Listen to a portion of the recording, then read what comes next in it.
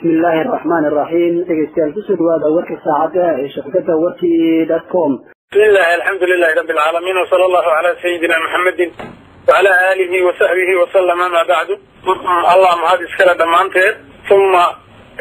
وانكم العلمية هذه يمحوها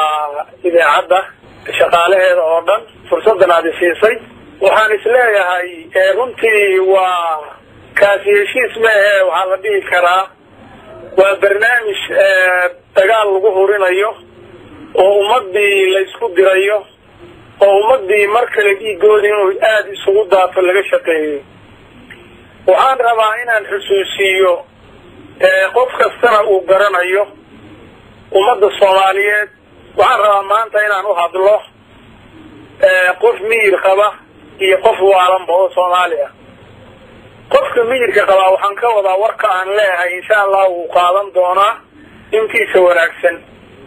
هذا قفك وعلنا وحوه ما قرنايا إن والله هذا وحوه رأسك اللي مثله وكوخس بيه إن شاء الله تعالى وعن لا يمد الصوماليات وديب وين وحاني هذا صوكر لي وأن قالنا دعادم هي مصلحه هذه الدين لغو مصلحين أيوه هي هذه ذاتك الصلح اللي وصلين أيوه برنامجك وحيالها كم متكاه oo maslaxada lagu galo oo dadka lagu dhaxaadiyo waxa kamida in labada daraf oo dagaalamaysa dadka dhaxaadinaya dadka madax banaan ay ku kalsoon yihiin oo ayaga maslaxadooda iyo wanaagooda iyo ummad ahaantooda iyo manhaj ahaantooda iyo dibkooda uu damqahayo oo uu diirinayo oo wanaagooda rabo xumaantooda ka cararaya inay yihiin lambarka labaad waxa weeye dadka waxa lagu dhaxaadinayo وحدي صلح تاعي هدي منهج ديني أو إسلامي تاعي وإن مركز نقطه لبضوا ضبا يسمين ويوناك كينيا وحقوقي كوكلا مغنى الله كوكلا قاضي وكنه وكسوني حقوق كم مكان ولا قاضي وجي كنا حقوق كم مكان وكلا قسينا يوقرني ووحي كوكلا عكران وأنك استحق كم مكان يوحى الأولى يوجي هاي أي يسمين والله حقيبي والله من نوصل كل المنين حق إلهي هدي أي نقطة إن شرع الإسلام أما حق محوها صلح إلى عقل بني آدم كي يجرجدي في وراء قاعدين نقطة وحن ما أنت بأش اللي غشاقي وإذا عدى أن كده جيسنا يدي شرع إلهي سبحانه وتعالى أنا موافق سنه عقل سليم كي صلح إلى بني آدم كو يقانه وراء أنا موافق سنه مركز بدكي سوى سميهي ميل ساران بالغربا لابد يلو أبا الله قولوا ديرتي oo qolo laga saaray deegaankii oo intii cadow iyo Kenyaati isugu tageen dadkii deegaanka banaanka la geeyay oo kareexada iyo dubdaha iyo shilinta iyo oonka iyo araadka halka ugu dhimanaya iyo dhaxanta iyo kareexada ay ku xunaysay adeesooyinku iyo kuwii kale halkii joogtaan dooniyo halkii joogto oo Kenyaati la joogto dadkii maalin kasta qof dilaysa qof qafaaranaysa dadkii gadanaysa in la yiraahdo hubkii ha ka dhigeen oo kuwii banaanka joogay oo dibka sheeganayay oo dadkoodii la laayay oo la xirxirtay oo la gadgatay mucjisada ku dhacday haddana hubkii ha laga dhigo oo qoladii kale oo ka soo horjeeday hubka ha ka dhigeen waa waxa aan taariikhda ka akhrinin maslaxada noocaas oo kala muxuu ahaa aanan u soo joogin maqalna aanan maqlin weeyaanigu marka waxaan leeyahay midaasi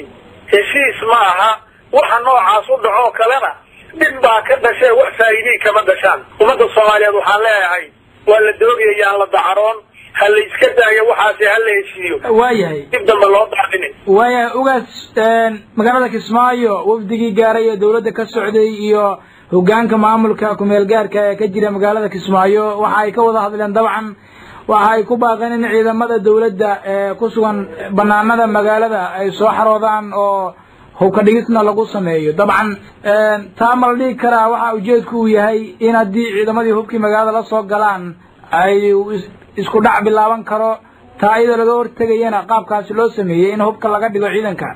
maxaa ku jira hadii hubka dhigis lagu sameeyo adeer riyaal loo daleeyay marka aan isweydiino su'aasha meesha ku jirta taasi ma maslaxa mise waxa loo daleeyay qoladii meesha joogtay ee dadka ka saartay ee dadka ku laysay ee wali laynaysa ee deegaankii joogta ma ayagii baa loo daneeyay mise waxa loo daneeyay kuwii kale yaa loo daneeyay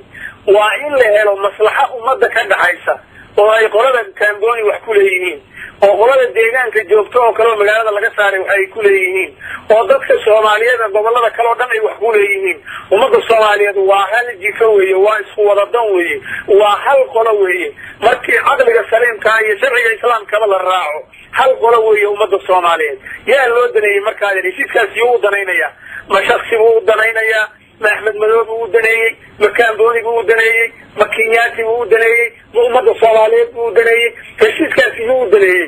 way la isweydiiyay qofku daneeyay heshiisku marka adeerkaas waxaan leeyahay dad ummadda Soomaaliyeed nagu danaynayana maaha